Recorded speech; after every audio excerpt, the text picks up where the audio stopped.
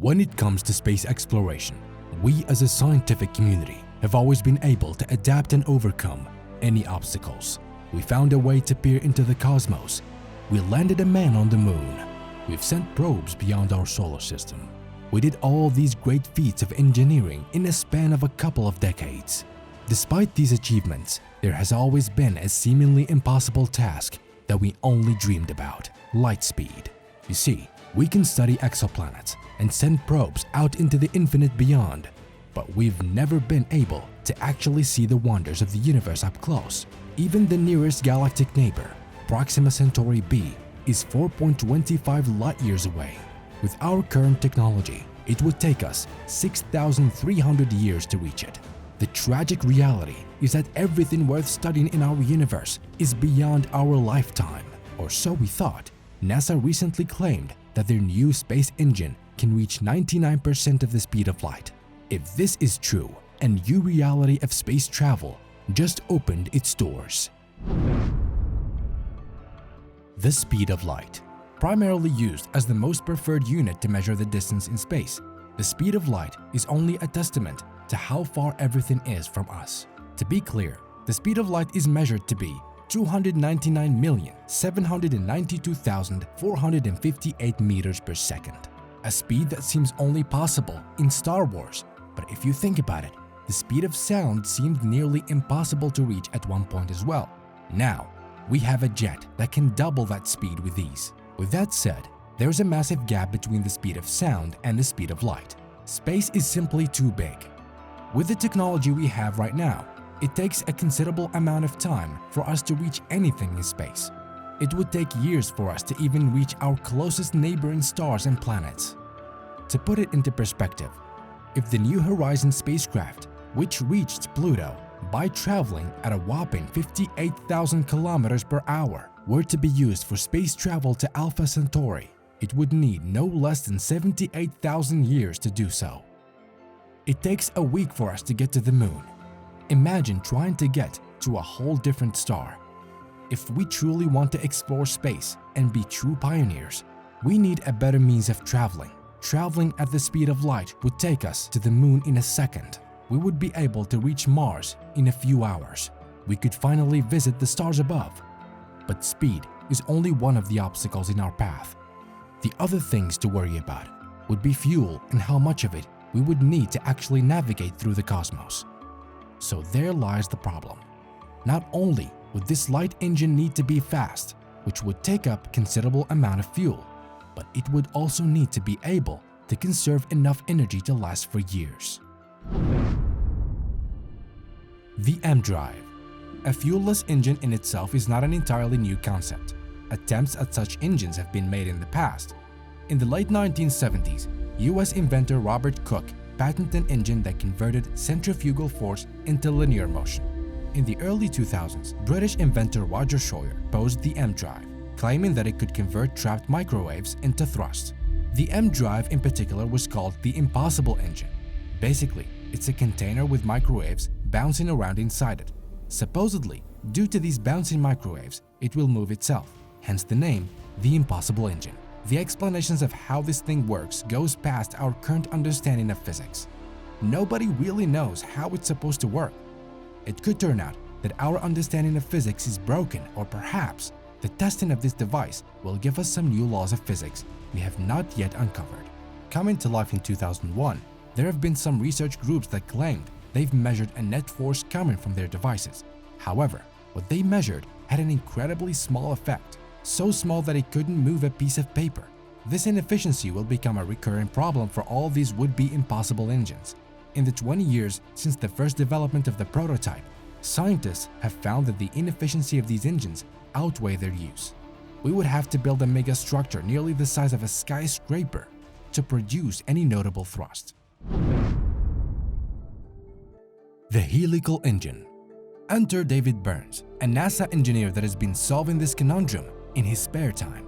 He claims to have designed an engine concept that could theoretically at least accelerate to 99% of the speed of light. Amazing, I know, but it gets better. This engine wouldn't even be relying on a propellant to achieve this. The engine was proposed to NASA and made public on October 11, 2019. In his paper, he called it the helical engine. He goes into detail explaining how this futuristic spacecraft is able to be propelled into space by using in-space engines that will not be needing any fuel.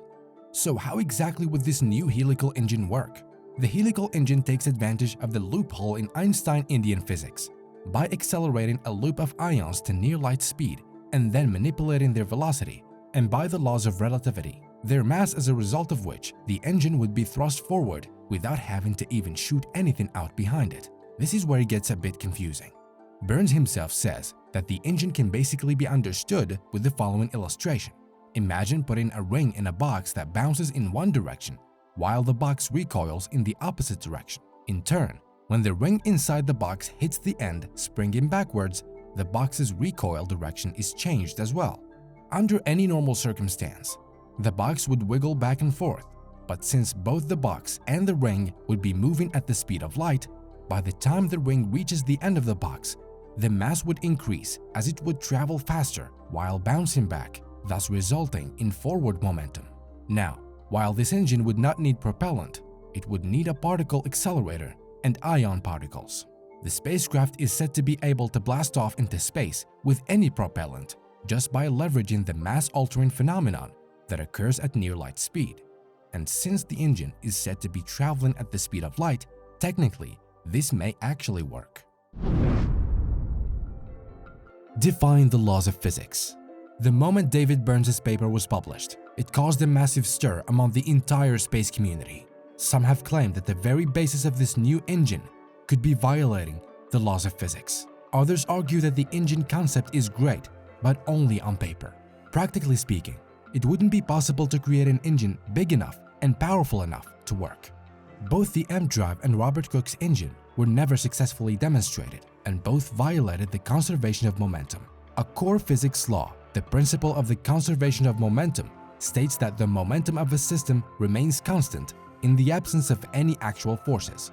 With this being said, this helical engine should not even be possible. But then, of course, there's the special relativity loophole. Unlike the other machines, the helical engine makes use of special relativity, according to which an object gains mass as it approaches the speed of light.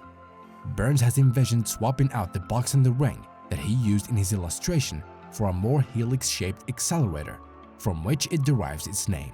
Generating a net thrust in a preferred direction, the engine would then accelerate ions confined in a loop to moderate relativistic speed, and then vary their velocities to make alterations and changes to their mass. The ions are moved back and forth by the engine along the direction of travel to produce thrust. The engine would have no moving parts except for the ions traveling in a vacuum line, all the while being trapped inside electric and magnetic fields. The concept is yet to be reviewed and tested, and many are already debating whether or not this will be a success. If somehow it does show potential and proves to be a success, it would mean that many core physical laws would be put into question. Others argue that it wouldn't necessarily defy the laws, but rather expand our understanding of the laws of physics. Either way, until it has any precise physics experiments and proof to support it, the laws of physics will remain the same. Before you get too excited, keep in mind with anything new, and especially something that's not been done before, there will always be certain hurdles. This new engine is no exception, and many argue the drawbacks outweigh the benefits. When it comes to the NASA helical engine, there are a lot of things to consider. The bare minimum size of the engine in order to work would have to be 200 meters long and 12 meters wide. This alone would render it not suitable for space travel. Also, it would have to be immensely powerful. It would require almost 165 megawatts of power to generate a single neutron of thrust. That's a lot of effort for very minimal results. Simply put, it is an inefficient engine. It would also require a frictionless environment of space to be able to reach any meaningful speeds. But if there was enough time and power, this machine would make use of Einstein's special relativity and reach near light speed. As of right now, the helical engine is still just on paper, but it definitely opens up new avenues. Perhaps with enough resources and manpower, NASA could give this engine a real solid attempt. Who knows, if it does succeed, then maybe the universe is closer than we think.